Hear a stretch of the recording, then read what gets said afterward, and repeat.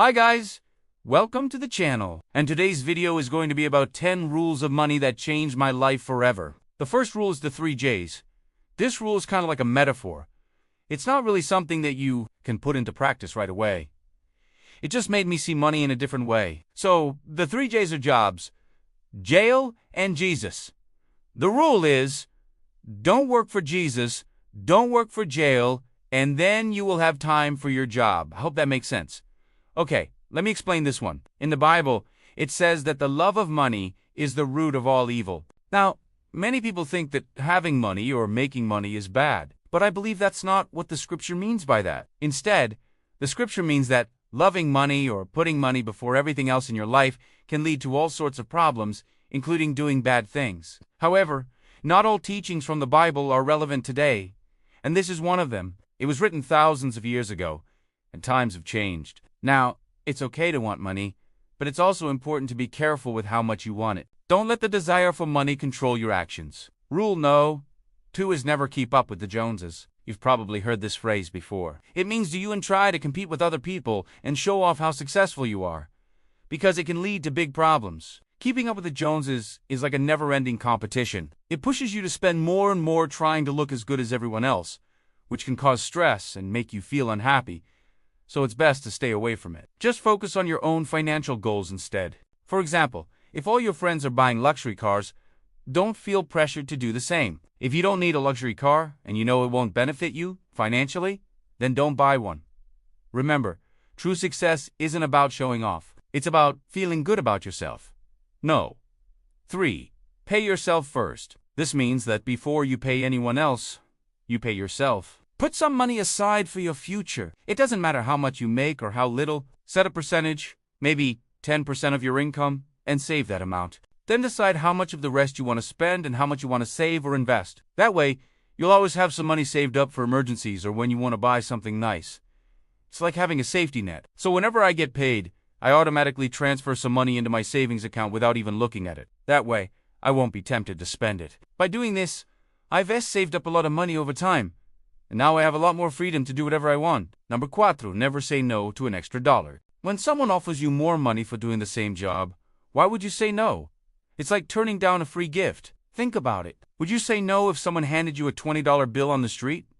Of course not. It's the same thing here. If you're working and someone offers you more money to do the same job, it's like finding $20 on the ground. So, don't turn it down. It's extra money. It's free money. Why would you say no to that? And there's no reason to think that someone else deserves that extra money more than you do. So don't hesitate. Say yes and earn that extra cash. Number 5, never spend more than you earn. It might sound simple, but this is actually one of the most important rules of money. If you make $1,000 a month, you shouldn't spend more than that. If you spend more than you make, you'll go into debt, and nobody wants that. Imagine it like this. You have a glass of water? That's all the money you have. If someone asks you for half the water, would you give it to them? Sure.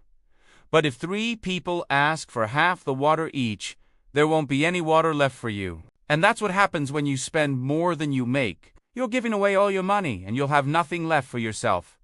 So remember, live within your means. Keep your spending under control.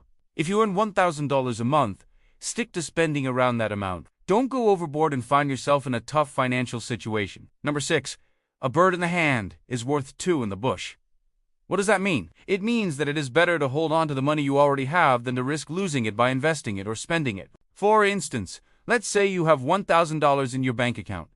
Should you leave it there or try to double it by investing it? Well, there's no guarantee that you'll actually double your money by investing. There's a chance you might lose some or all of it. So it's safer to just keep the $1,000 in your bank account. It might not seem like a lot of fun, but it's a smart way to make sure you don't lose your hard-earned cash. So if you have money, it is a good idea to save and protect it rather than trying to make more by taking risks. It's not the most exciting thing to do, but it's a safe way to keep your money secure. Number 7, when the goose that lays the golden eggs is getting old, sell it before it stops laying. What does that mean? It means that if you have something that brings in a lot of money and it is starting to wear out or get old, you should sell it while you still can. Let's imagine you have a vending machine that brings in $1,000 every month. But one day you notice that it is starting to look pretty worn out and you're afraid it might stop working soon. It wouldn't be a good idea to wait until it breaks down completely and then sell it, By that time, you might not be able to sell it at all. Instead, it's smarter to sell it while it's still working and bringing in money. That way you can make some money and replace it with a new vending machine. So if you have something valuable that makes you money, don't wait too long to sell it. It's smart to do it before it starts to wear out. Number 8, where the treasure is, there the heart is also. This means that where you put your money is where your attention and effort will also go. It's like when you put your favorite toy in a different room. You'll probably end up spending more time in that room playing with it. Similarly, when you put your money somewhere, you'll naturally start spending more time and energy there as well. So if you want to be successful, you should put your money where it can grow and bring in more money. For example, if you put your money in a savings account that earns a small amount of interest, you won't make much money. On the other hand, if you invest your money in stocks or real estate, it can grow faster and bring in more profit. So when you invest your money, you'll likely put more effort and time into managing it, which can help you achieve greater success. No. 9.